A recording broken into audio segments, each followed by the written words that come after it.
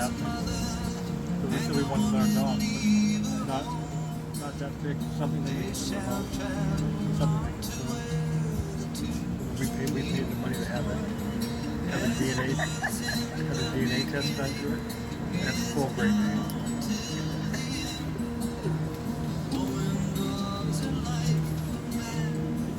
She's like 7 months old and she's almost 80 pounds.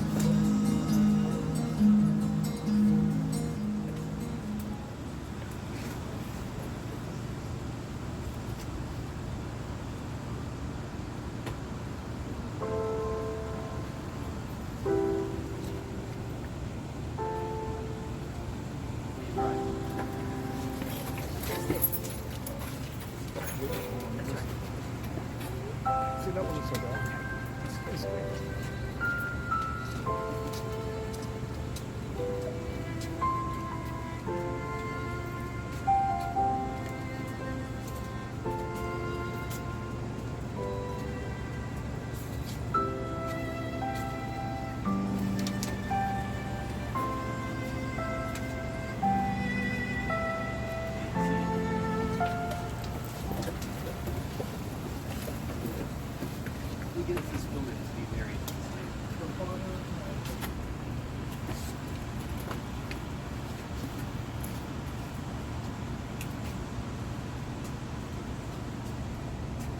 This is really fun for me.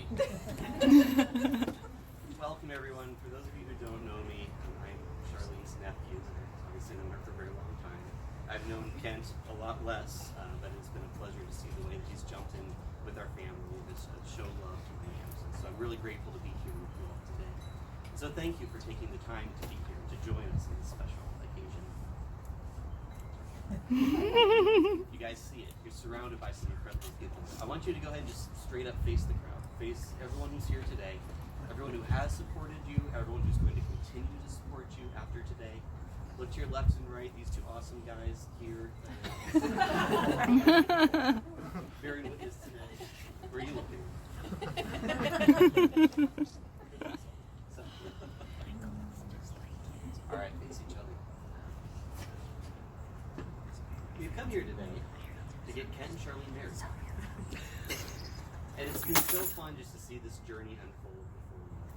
And for many of you know that I'm a pastor at church, and so for me, the way that I've always viewed marriage is in terms of kind of what the Bible has to say about it. There's a passage in Colossians that I find is particularly helpful for these kinds of things. It's in Colossians chapter 3, verses 12 to 14. It says, "Therefore, as God's chosen people, holy and dearly loved, clothe yourselves with compassion, kindness, humility, gentleness, and patience.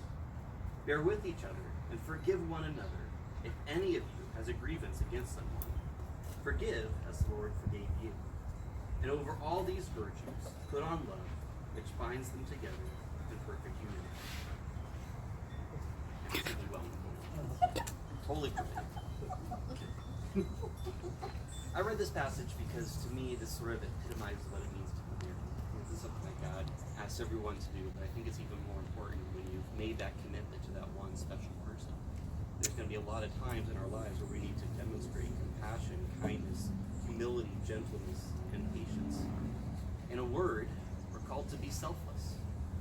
I once had a friend who told me that marriage is actually very simple. All you have to do is be selfless all the time. But it's never that easy. It's hard in this world because, well, it's easier to get our way most of the time. And yet when you come together in marriage, you're choosing to be selfless towards someone else. And when you exercise that selflessness, you find that you are blessed because the other person loves and cares for you. And the next verse goes on to talk about forgiveness, something that even in my short time as a married man, I've discovered is really important in a marriage. Sometimes it's easier to forgive perfect strangers than it is to forgive the person you love most in the world. Because when you share a life together, you share hopes and you share dreams, it's the little things sometimes that can just get on each other's nerves. But that's why verse 14 comes into play. Because when you love each other enough, it's worth it to forgive. It's worth it to show that compassion, that kindness. The lesser emotions like anger and frustration and selfishness, those fade away when you remember the love you have for the other person. So Kent, Charlene, that kind of love that I want for the two of you.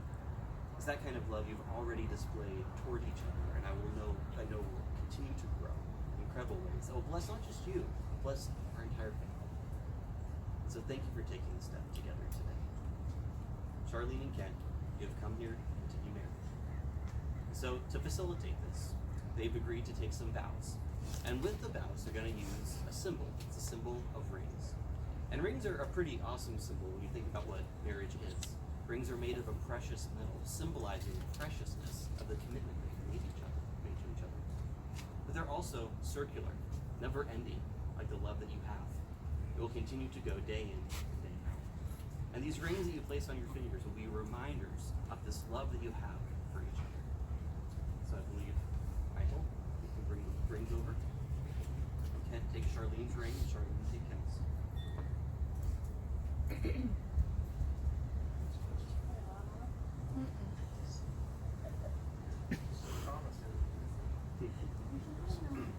It's coming.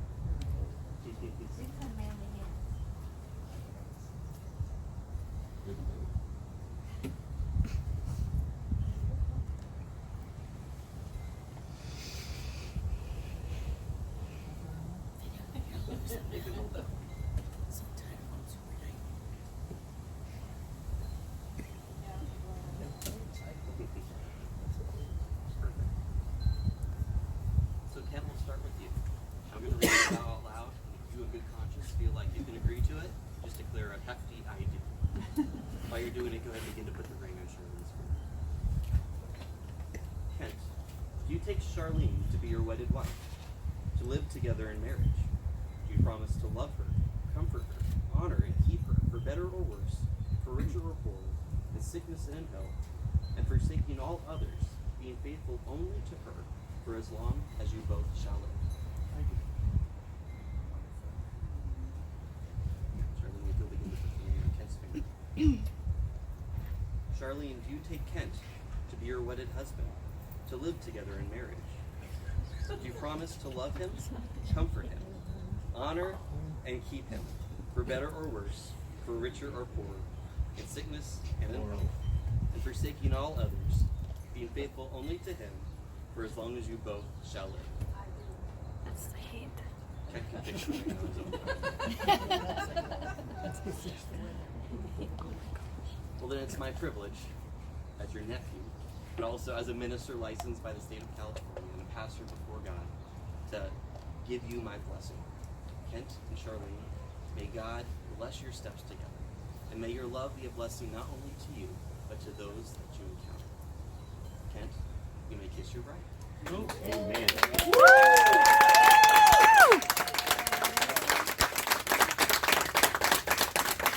And so, it is a great pleasure that I present to you for the first time, Mr. and Mrs. Kent Santos.